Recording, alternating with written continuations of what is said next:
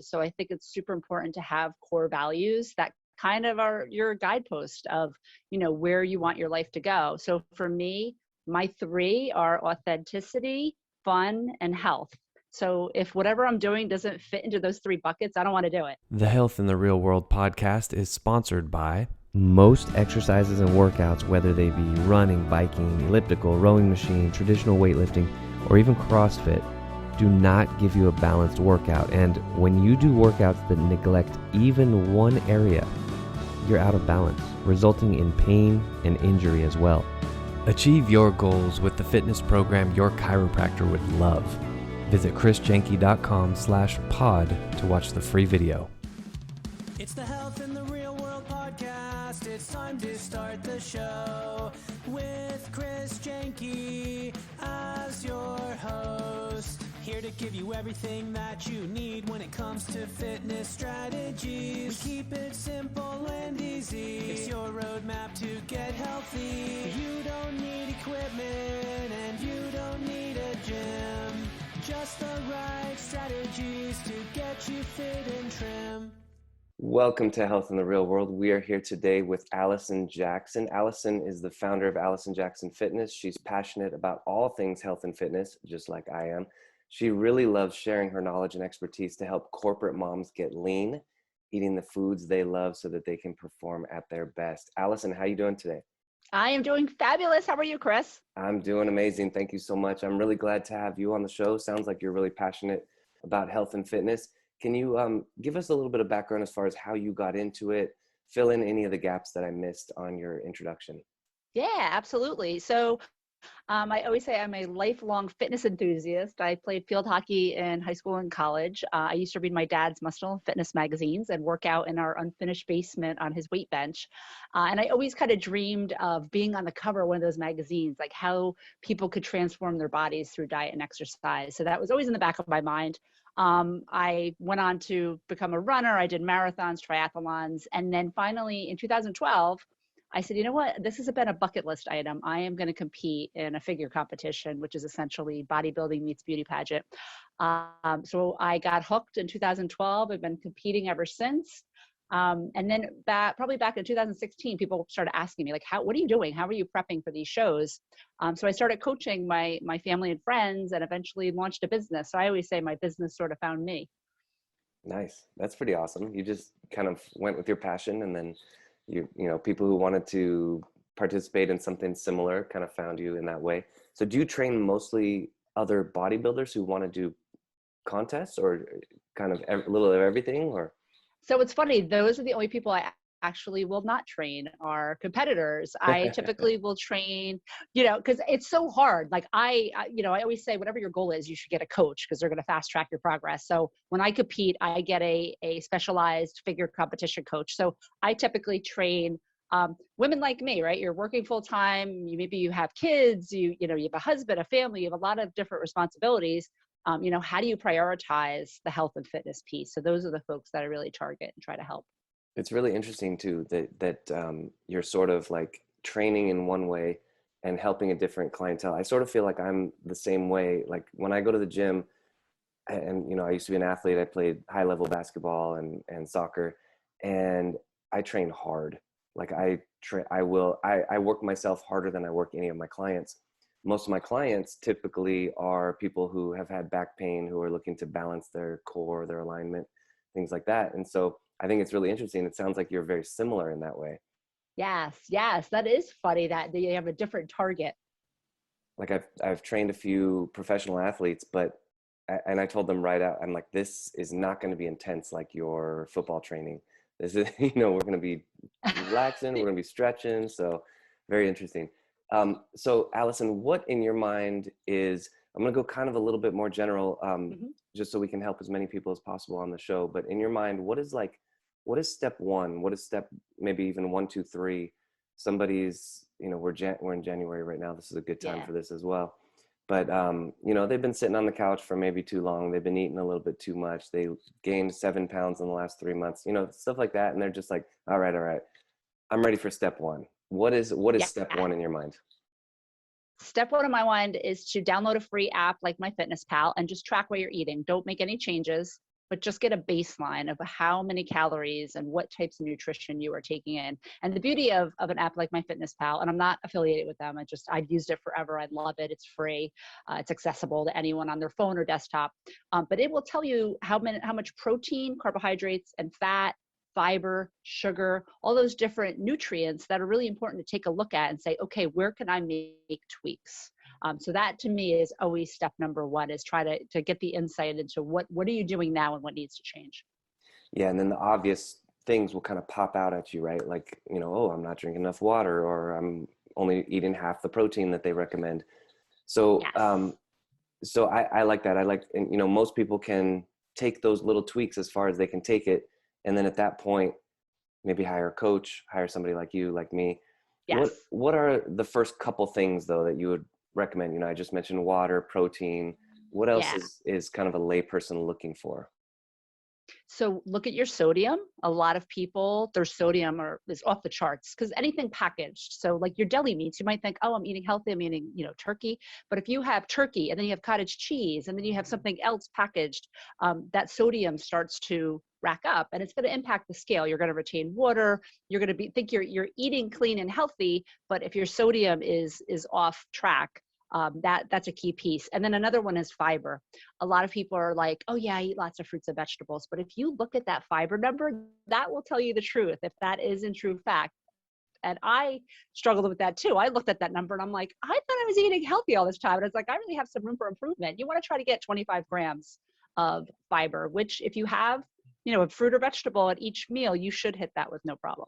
Yeah, absolutely. That's awesome. So adding more fiber, checking the sodium, making sure that's not getting too high. And I think just those two combined, somebody who thinks that maybe they gained a lot of fat, maybe like you said, is just retaining a bunch of water and they're just going to Yes. flush that all out. Yes. Yeah, I love it. I love it. And you brought up a good point too, is the protein. Most people do not eat enough protein. And typically I tell my clients, whatever your goal body weight is, try to eat that one gram of protein per your goal body weight. So Right. for example, I strive to eat 135 to 140 grams of protein. So that's another area. Keeps you full throughout the day, helps you build muscle, all that good stuff. Oh, it's the best. Yeah. My kids have noticed it recently too. I have 4 little kids, and I've been doing kind of like bodybuilding meal prep with them. So I come, Nice. I come pick them up from school, and I got these little I got 10 trays of like chicken, rice, and broccoli. It's like the bland bodybuilding type meal plan. Yes. And at first they're like, "Oh God," but but now my son last week was like, I'm not as hungry as I used to be. And I said, "Yep, because I'm giving you more protein, and you're growing." So he's about to be 10, and he's about to need all that protein. I love it. Start 'em young. Yep, exactly. So Allison, you did mention that you were an athlete growing up. What was kind of your, let's go a little bit younger. Tell a story about how you transitioned from like, being a runner and more of an endurance athlete, and then how you transitioned into bodybuilding and, that Yeah. whole story. Yeah. So everyone looks at me and thinks that I've been thin all my life, and I actually struggled with my weight since I was probably in elementary school. Like I always felt like I was a little bit bigger than everybody else. And, everyone used to tell me I'm healthy. I'm using air quotes. So I ran a lot with field hockey. I did jazzercise with my mom. I used to teach aerobics when, like Warmers and Jane Fonda was all the rage. I was very into cardio. And then it really wasn't until I took weightlifting seriously and really dialed in the diet that I realized that is what truly transforms your body. I know our diet culture is like starve yourself and do a lot of cardio. That's how you lose weight. There's a difference between losing weight and making a transformation. And when you really dial in your protein, carbohydrates, and fats, when you really look at the proportions of those and weight train, that's when you're really going to see the difference. And a great example is I did marathons and I was like, I could eat whatever I want. I'm running 50 miles a week. And it's like, my body wasn't changing. I was like a skinny fat. Like I was, I still didn't feel good in my skin. It really wasn't until I took the weightlifting seriously, started competing, started dialing in the diet, and diet's 90% of the equation. I know I don't have to tell you that. That's when you really see a difference. Right. 100%. I did, actually my newest video that I posted on YouTube yesterday is about this green drink that I do. And I've had I'll send it to you. It's super Yeah. simple. It's really, it's just fat. It's just a little bit of avocado, but other than that, it's fiber, water. But I've had clients who, maybe they've trained with me for like 3-4 years, and they lost a bunch of weight.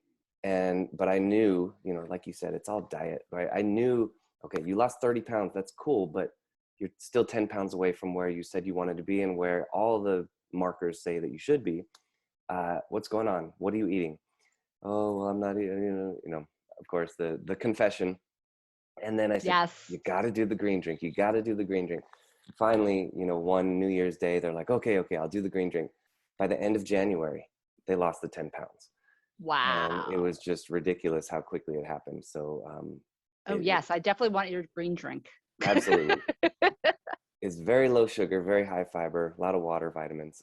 Nice. So, Allison, what do you tell somebody who already got off the couch, achieved some success, and then fell off the wagon? Mm-hmm. Yes, that's always a big one. And it's funny because I always tell my clients, like, I can't give you motivation, right? You need to come, Mm-hmm. come with, and I always go to the 5 whys, and I have everyone do that as they start. But why do you want to get into shape? And they might say, I want to lose 10 pounds. I want to look good in a bikini. Why? Because I want to go on vacation with my husband. Why? I want to be attractive. I want to live long. You start digging down. You dig deep into those 5 whys to find out what is that root cause. Because being, looking good in a bikini at the end of the day, that's quickly going to fade away when when the rubber hits the road and you're like, oh my gosh, I don't want to do this anymore. But when it's like, I want to play with my grandchildren, or I want to, be around for my kids, or I don't want to die young, like maybe a grandparent or a parent did. When you dig deep into what your motivation is, what the root cause of why you want to get healthy, I think that is where your motivation that you need to keep coming back to, like that why, to keep you motivated. Because that's the one thing that, I'm sure you feel that too, Chris, as a coach. Like, you can't give them the motivation, and the mindset is the toughest part of the overall process. It really is. It really is. And I like those 5 whys, because then you just keep going deeper and deeper and deeper. It's, when I was younger, I think I did very similar workouts to what I'm doing now. Like, they look the same, but the reason that I do them is so different, right? And so if I got caught with that past reason, oh, I want big arms, right? That's Yeah. not going to motivate me, right? Like, I'm doing this for my kids. And I think most people, and especially the demographic you work with, you're working with really busy moms, high level of success, family moms. They don't want to look good to go to the clubs, right? They're probably Right. saying, like, I need some longevity. I want to have energy. I have some goals I want to achieve, right? Things like that. Yeah. Yeah. So, And then there's also I had one client say, I'm tired of being the heaviest one in the room. mm, It's like when you're trying to climb that corporate ladder, and they're looking for a certain executive presence, that's another, like, I want to keep providing for my family and keep moving ahead and making more and going higher. That becomes another reason. yeah, 100%. I love that. The 5 whys. That's awesome. What are some things that you see as far as, like, I don't even know how I'm trying to phrase this question, but I guess what are some of the consistent stumbling blocks that you see that maybe occur over and over again, Yeah. and what are some ways that you've helped navigate or help people navigate around those? Yeah. So I think a big one, given our where we are in 2020 to 2022, a lot of my clients and their whole families are getting hit with COVID. And it's like, well, what do I do? I'm down for the count. My family's down for the count. I can't, track like I used to, or buy the things or prep or whatever. And I always tell people, like, have grace with yourself. Like, this is a lifestyle. This isn't there's no deadline. There's no race. There's not a certain date. I always tell people the goal that I try to get my clients to is, like, to feel good. Like, on the way there, you need to feel good. I don't want you starving. I don't want you hurting yourself. So when you hit bumps in the road, and maybe it's not COVID, maybe it's a vacation, maybe it's the holidays. A lot of people struggle through the holidays. But it's just having grace with yourself, focusing on feeling good. When you eat good, it snowballs into wanting to work out. It snowballs into, all those things. And yeah, it's super easy to get off track, but I think it's easier to just throw caution to the wind. My favorite metaphor is, if you got a flat tire, you'd fix the tire and move on, right? You wouldn't slash the other 3. and just say, Right. screw it, Right. Right. So that's what I tell people, like that, like have grace with yourself, get back on track. It's patience, consistency, and trusting the process. I love it. Yeah, it's about kind of forgiving yourself and just like, hey, let's move on. Let's maybe learn from this a Yeah. little bit. I think what I've seen in that particular situation is that the why, you talked about the 5 whys. I think sometimes the question why is a hindrance, right? Like if you fell off the wagon, I know that my next meal should be a healthy meal. Like that's my way back, right? That's my way Right. back into the healthy club, right? Just eat a healthy meal. But sometimes it's like, oh, why did I do that? Oh, why did I eat those 4 donuts? Why?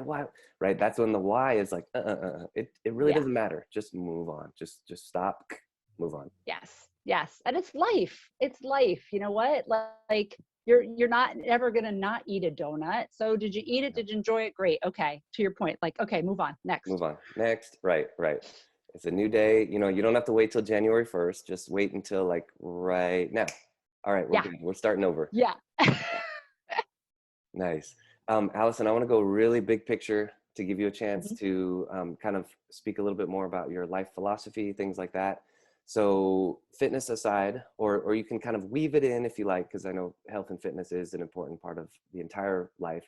But Yeah. like, let's say a university or a corporation has invited you in to give either their commencement or like a keynote speech. What are some big picture principles that you would talk to them about as far as how to sort of make the best life for yourself and your family and your community and things like that? I love that. That is a great question. So I am a big proponent of kind of living by your values. So I think it's super important to have core values that kind of are your guidepost of, where you want your life to go. So for me, my 3 are authenticity, fun, and health. So if whatever I'm doing doesn't fit into those 3 buckets, I don't want to do it. And it's for everything, right? I want to have fun and be healthy and authentic with my family. I want to have fun, be healthy and authentic with my clients, at work, with my friend. You really need to dig deep, find what your core values are, and live by those. And I think it makes it so much easier and more enjoyable, especially, being health and fitness people. There's that culture, that underlying culture of everything should be a struggle and hard and torture, and it doesn't have to be that way. So that would be my big picture kind of commencement speech. Figure out what your core values are, and then have integrity and live by those. That's awesome. So, sorry, uh, I was like thinking of 2 questions at the same time. Actually, let me forget that. Somebody can go back and summarize that if they want. How did you get to those? Did you just kind of like over the years that you just added them, or was it more like, I'm going to sit down, I'm going to think about how I'm going to guidepost my life? Well, it's funny because I do a lot of reading. I'm a productivity, self-improvement, self-development nerd. So I've read a ton of stuff about resolutions and goals and how to live your life and blah, blah, blah.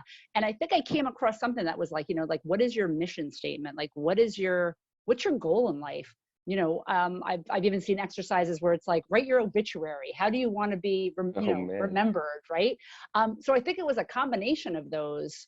And so my mission statement is, I inspire people to live healthier lives and prioritize their self-care. And again, that's something that I keep coming, whenever I do something, whether it's a product offering or a service or a speaking engagement, like, is that living up to what my mission statement and my core values are? But I think has been a culmination of, articles and books and things you read. But I think the easiest way to do it, I'm a huge proponent of meditation. I used to poo-poo it forever, and it's a complete game changer. So for anyone that hasn't tried it or thinks they don't know how to do it, just stick with it. It does make a huge difference. But that's another way that you just kind of meditate on it and think through. Sit still with yourself and figure out what's most important to you. Absolutely. I think that's very important. Well, Allison, I want to give you a chance to tell everybody about what projects you're working on, or your website, social media, how to get in touch with you, to work with you, or learn more. Awesome. That'd be great. Thank you. So you could visit my website, and it's www.allisonjacksonfitness.com to come learn about me. I am launching a group program. I usually launch it probably every quarter. So coming at the end of January, I wait till the holiday dust has settled. We'll be starting a group program. I have a couple one-on-one spots open for anyone that is interested in one-on-one coaching, which involves a ton of accountability, because that is probably the biggest piece of the puzzle when it comes to reaching your goals. And then, connecting through you is the best way to find me. Awesome. Well, Allison, thank you so much again for joining us today here on Health in the Real World. Allison Jackson, thanks again. Thank you. Thanks for listening to the